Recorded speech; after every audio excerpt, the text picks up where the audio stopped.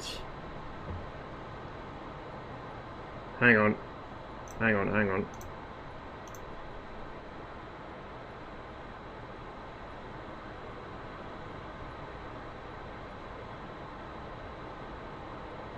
Heads up, I've got nails, 11 o'clock.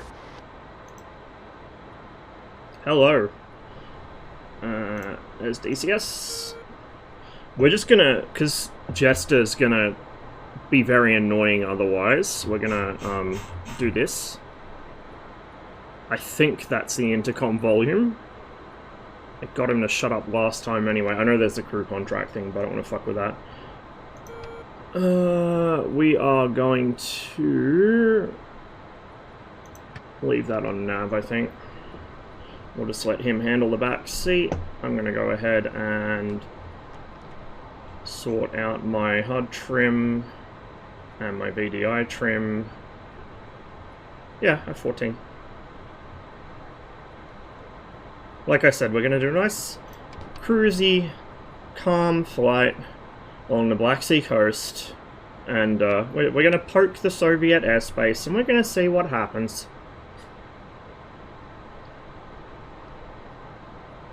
I was actually mucking around with the backseat in this while I was testing this setup, and I kind of like it back there. I need to learn how to use it. I think I've kind of self-intuited a couple of the basics. It's actually kind of simple, like at least the basic radar modes, but some of the more complicated stuff will need learning. And I actually have a slightly better idea of how the Tomcat's radar is modeled now. Well, how it works to begin with, but also how it's modeled. And I stand corrected, the Mirage is not the only thing which merges contacts. This thing does too. If you end up with a couple contacts in close formation at, you know, in the same flight parameters, so like they're flying echelon or something on each other, you will not see two contacts until they split. You'll see one, which is quite nice.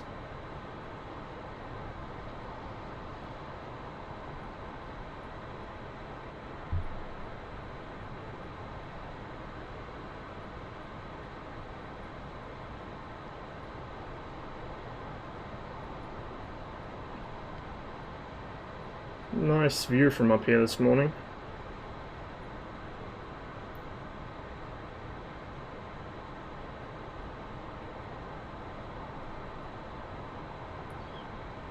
A couple things popping up on scope. They're coming up as unidentified because I am using the SAM assets mod and the radars that adds, including the bar lock, which is what that U is. It's a P37. They come up as unidentified because they're mod radars. I think I'd need to change the Tomcat's RWR lure for that to come up correctly. I don't think the radar itself can do it. I think it has to be the Tomcat's RWR lure, which is a shame because that'd probably break integrity. But oh well. 3 miles till our first steer point, so I'm gonna go and tell Jester nav select steer point, waypoint 2. There we go. Just give her a nice gentle turn. Airliner bank.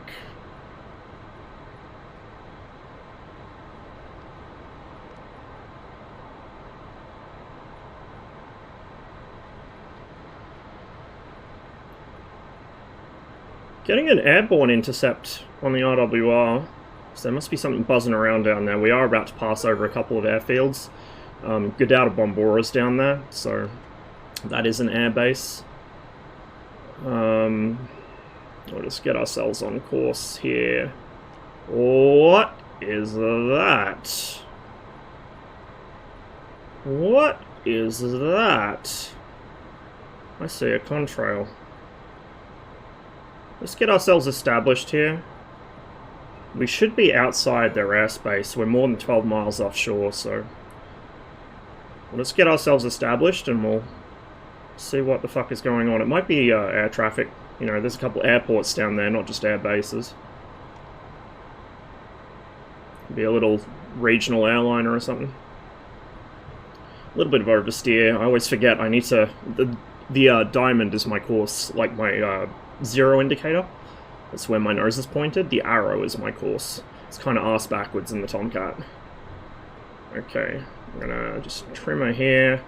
I'm gonna go autopilot, get reference on, and there we go. That is a contrail, all right.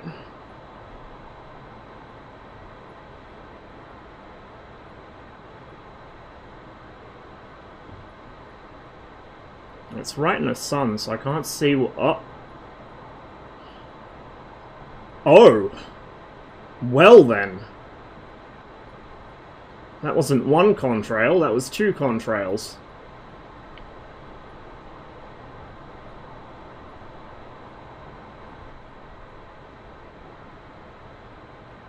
It is actually an autopilot, yes.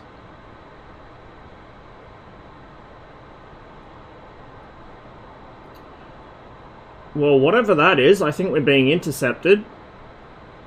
They're rolling up in our 6, and I'm just going to continue on my course, because technically I'm not in the wrong here. I am free to fly up here. I'm far enough from the coast, I shouldn't be intruding anything.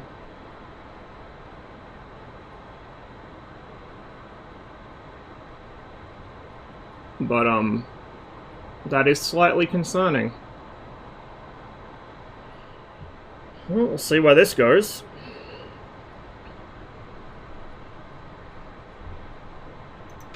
Just in case.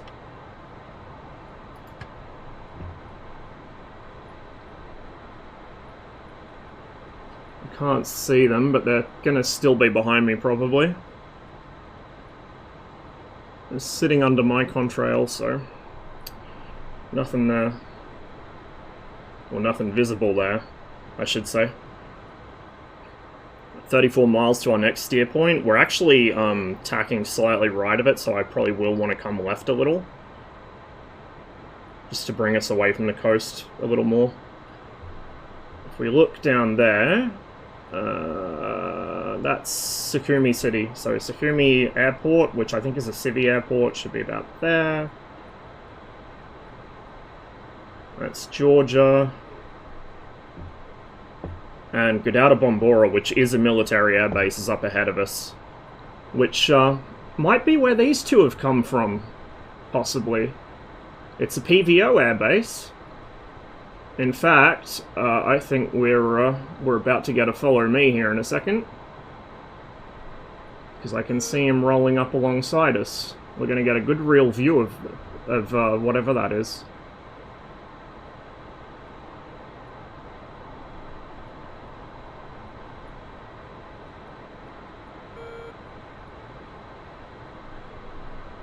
What's this coming up on my playlist? Why has that come up now, I wonder? Interesting. Just make sure we're still actually... okay, we're veering a little right of course. We're just going to give her a little rudder and see if that'll kind of encourage her out of it. No, the autopilot's going to hold me in. Okay, we'll just continue straight. We don't want to make any sudden moves, because I still don't see the second guy, which is concerning. It means he's sitting behind me, behind and below, if I had to guess. What's this? What is that? We'll get a real good view of him here in a second, but what is that?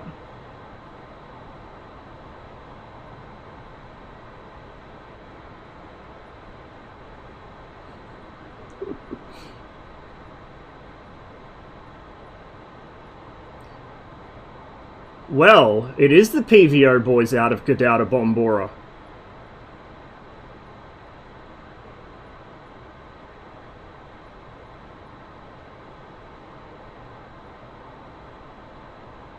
Just making sure we get a good look at him.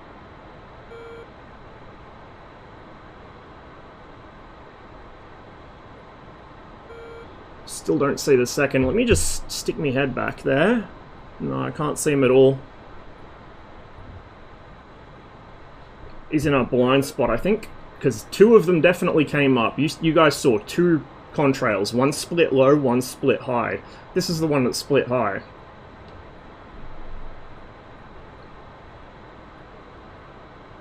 I mean, I could have made a hard turn. I just needed to make sure I stayed on the right course, because this took me many hours to set up in the mission editor so they'd actually intercept me properly. Because DCS AI is bad, and the mission editor is janky, and we're going to need to help this guy out, for that matter, because he is pulling his brakes a little too early. I could have done this more accurately with scripting, but I'm bad at scripting. We're also going to disconnect the autopilot and just hand fly it, because we're actually going to cross the coast here in a second, and I don't want to get myself in trouble, considering I've got a Su-15 sitting behind me.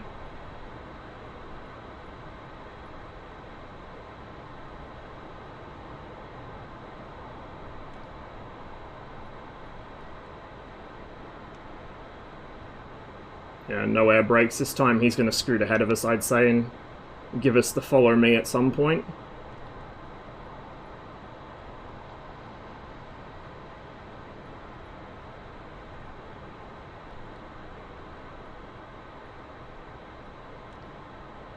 Isn't that a beauty? Oh, we're climbing. And we're very much... Oh, we're past our steer point, actually. Let me just... get the aircraft back under control, stop gawking. Just give me steer point 3. Just for reference, although I think we're going to not be using steer point 3, because I think this guy's going to tell us that he wants us to follow him back down to Gudauta, I would say.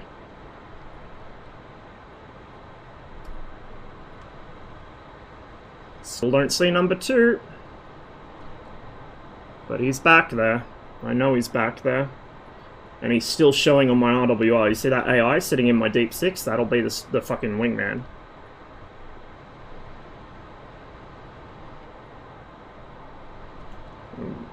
Get the aircraft under control again. I'm not very good at holding altitude in the Tomcat. She wants a lot of trim. Thanks for the follows, guys. Welcome to the stream. Hope you're all having a wonderful day. Is an X56 good for DCS? I have not used one. I did used to have an X52 Pro. Put it this way, if they have not significantly improved their quality control, it's not going to last very long. It's probably not bad as a starter stick, but like depending on the cost of it, there's probably better you could get. But I'm a very strong advocate now from personal experience of, you know, buy once, cry once. Buy expensive to begin with if you know you're going to, you know, stay in flight sims. If you're not sure about staying in flight sims and whatever, don't buy something super expensive. But if you know you're going to be into flight sims and you're just coming to DCS, I would buy something good because it's going to last. Because a lot of the entry options, yeah, they're cheaper, but you're going to be replacing them within a couple of years. Sometimes less than a year. So you end up spending more anyway. I've heard that the VKB Gladiator NXT is a pretty good starter stick. It's less expensive than their other offerings, but it's more durable than something like a Thrustmaster or a Logitech. 3D Pro, just to say, yeah, everyone starts with the 3D Pro pretty much. What suspiciously appropriate songs the music bot is giving us at the moment. Almost like someone set this whole thing up to prank you guys. Almost like someone spent a whole day setting this up. Still can't see number 2. Oh, there we go. We're going to follow him because I don't want to know what's going to happen to us if we don't. I bet there's all sorts of nasty Sams sitting down there with their radars turned off, just watching what that EWR shows them.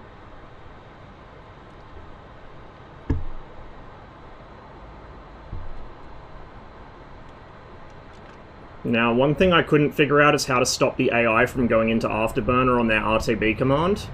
So we're just going to tickle our burners a bit to stay with him. But it looks like he's pulling us back to Gudauta, so we'll assume that's where he wants us, and that's where we're going to have to land. And if he scoots ahead and I lose sight of him, that's alright, because we know where he's going. So I don't remember which regiment this was, but this is a... like, this was a real thing. There was a Su-15 base at Gudauta. That's where they flew from. They were based at Gudauta. There was another regiment based at Vaziani. Actually, in Tbilisi. So if you flew a little close to Soviet airspace for their comfort in the late 70s, early 80s, this is the exact experience you would have. You would look out your side of your cockpit and you would see a pair of Su-15s. Well, you'd see one Su-15, the second one would be sitting nestled in your Deep Six.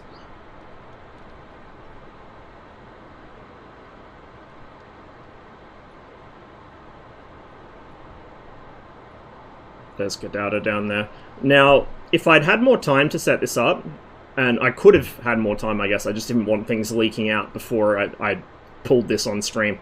But if I'd had more time to set this up, what I would have liked to do is I would have liked to actually add trigger zones for radio communications. So I would have them, like, you know, in Russian, unidentified aircraft, you're approaching the state boundary of the USSR. Identify yourself and turn away, something like that. And then, you know, if you continue pressing after that call, that's when they intercept you. And then I would have had, like, air traffic comms and shit or whatever. What I think I'll do is, because we now have this mod, yes, it's a mod, it's not an official module announced. I was waiting for somebody to actually do an official module so I could do, like, a proper high-effort version of this for like, the... oh my god, there's a Su-15 coming to DCS, but I couldn't hold it any longer, dude. We've got a mod for it. It'll do. But yeah, like, now we have this mod, I can, at some point, make a more high-effort version of this mission that does all of that stuff. So if you want to experience it yourself, you can.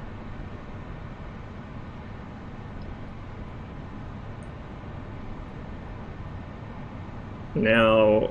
from what I know of the weather brief before we took off from Turkey, which is totally a thing I didn't just make up on the spot, by the way, the wind is coming from the seaward side, so we're going to want to do a bit of a descent here. Is it flyable? No, unfortunately.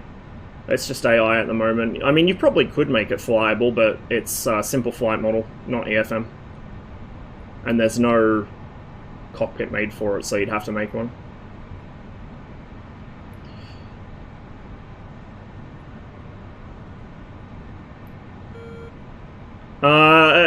Cruddy, it depends. If you're, you know, if you're flying modern aircraft where you don't really need to use the pedals much, I would definitely agree with you. And the TPRs are okay. However, if you're flying older Cold War aircraft like the Tomcat, MiG-21, MiG-19, well, not so much those two, I guess. Any of those, warbirds as well, helicopters especially, you need good pedals. And as far as the Thrustmaster TFRPs go, not TPRs, sorry, TFRPs. TPRs are the expensive ones. But as far as the TFRPs go,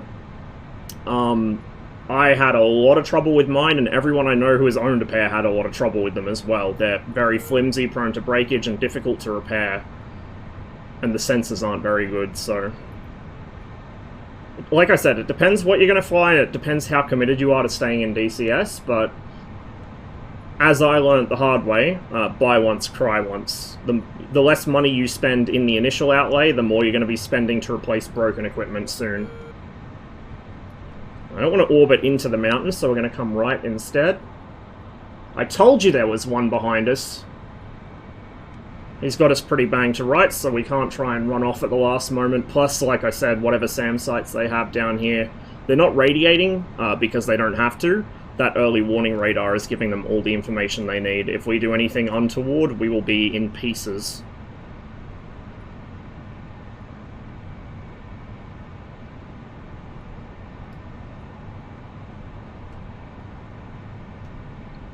It's perhaps not going to be our most amazing approach, but...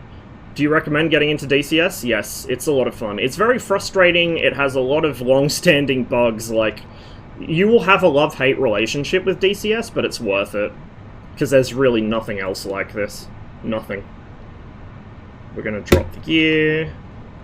We're going to drop the flaps.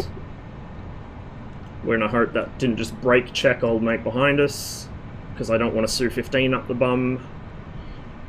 And there we go. 200 knots. We're a little fast. I'm not really going to do a super by procedure landing here. I just want to get down on the ground before they decide they actually do want to shoot at me. So we'll put it down here. I'll catch up on chat a little once we're on the ground, guys. I just wanted to make sure I was flying this mission according to parameter, because otherwise the AI waypoints wouldn't work. The only way to set this up, really, besides the way I have done it with the waypoints, is heavy scripting. And the reason I muted Jester at the start of the mission is because these are actually all on my own coalition. You can't set, as far as I'm aware, DCS AI to follow on a player aircraft from the other coalition. You can with scripting. Matroshka found out a way to do it, but without scripting and just with a quick mission I threw together in a day,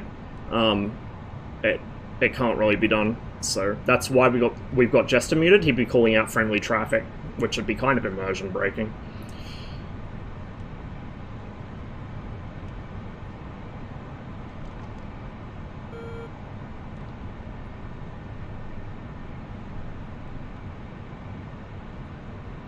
Okay, gear flaps. We're not going to use the DLC here because I don't think we're going to need it. We're just going to modulate the throttle nicely. Spoiler brakes set to both, which we want for a runway landing but not a carrier landing.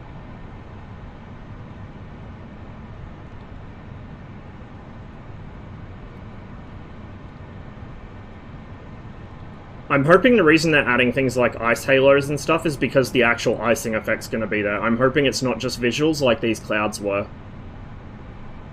I want them to add actual weather, I don't want just visuals. Visuals are nice, but, you know, visuals don't make the flying experience that much better. I had a bit of a rant about this in Enigma's Discord yesterday. I think that their development priorities are all sketchy. Not sketchy, skewy, I guess is the better word.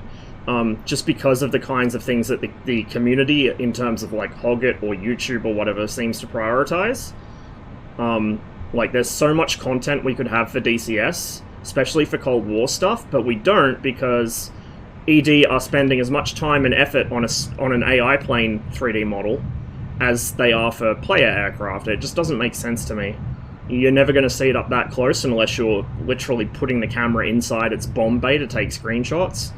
And while it's nice to take pretty screenshots of the game and have pretty cinematics of it, an actual playable game is more important. Who would have thought? So I shouldn't be relying on random Italian dudes on the internet to give me the kind of Cold War content I need to make the missions I want to make. You know what I mean? I think ED really have their priorities backwards in that sense. Oh, hang on, we gotta repeat here. There we go. I messed up my playlist a little there. I'm gonna pull the flaps in. We're gonna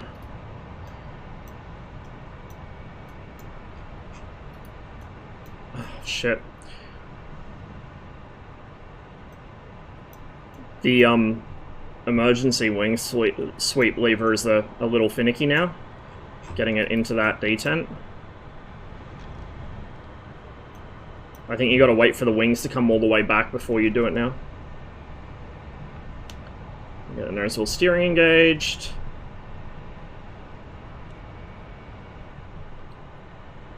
Well, Jester, I guess we're about to have an all expenses paid stay in the lovely Soviet Black Sea resort of Gudauta-bombora.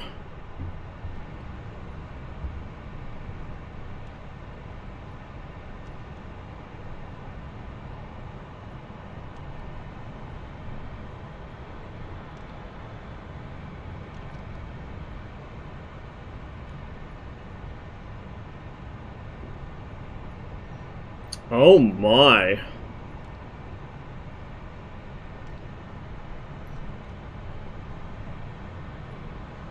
Do you happen to know which regiment this is, Cotty?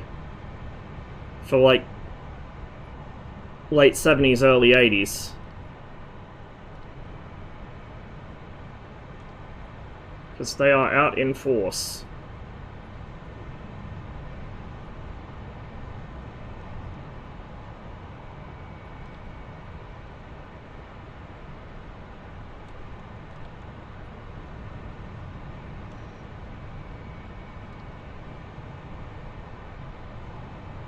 We'll park up here, I guess.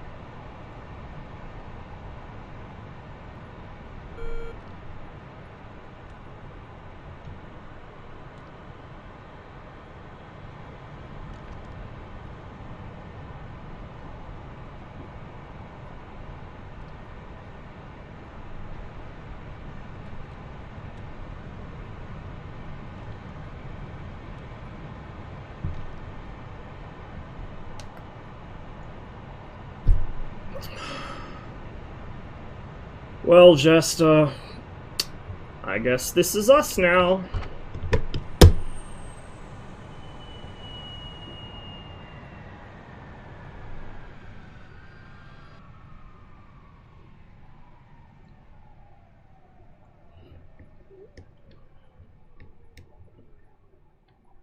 Alright, so let's get rid of that little bar. Forgot to pop the air brake in. Let's have a look at this. Oh, isn't that a beautiful sight? Isn't that a beautiful sight? I think the guys that intercepted us are probably still in the pattern for landing, question mark? Or they might have already. We'll see if they're airborne. Oh, they are taxiing, so they have landed. That was our flight lead there. And our other guy that intercepted us is just coming in, so we'll spot him from the cockpit. There he is. It's going to be a little hard to see from here, so we'll just... Oh, look at that.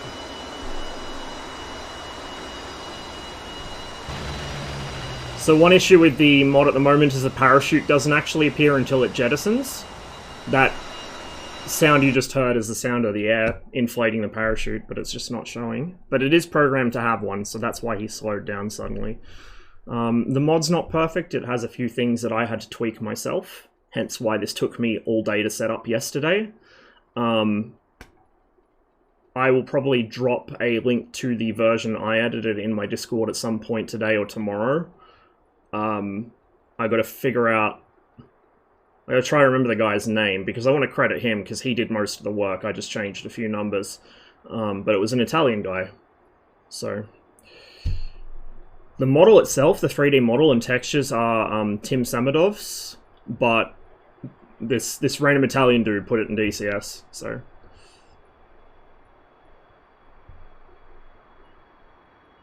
And we'll do fights with Tawny. Tawny hasn't been streaming for like a year and change now. He mostly does stuff on YouTube. He did drop by and chat a couple weeks ago and say he was kind of thinking of coming back to streaming, but he just hasn't really been into it lately.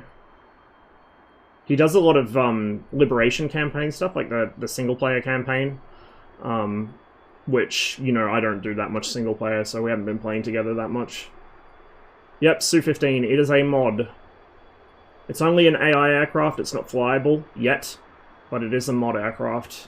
And it's nice to have, even just as AI, because it means one more period-appropriate, critically important part of the Soviet Air Defense Force. The Su-15 was the backbone of the PVO for about 20 years. Everyone remembers the MiG-25, but a lot more of these were made than there were MiG-25s.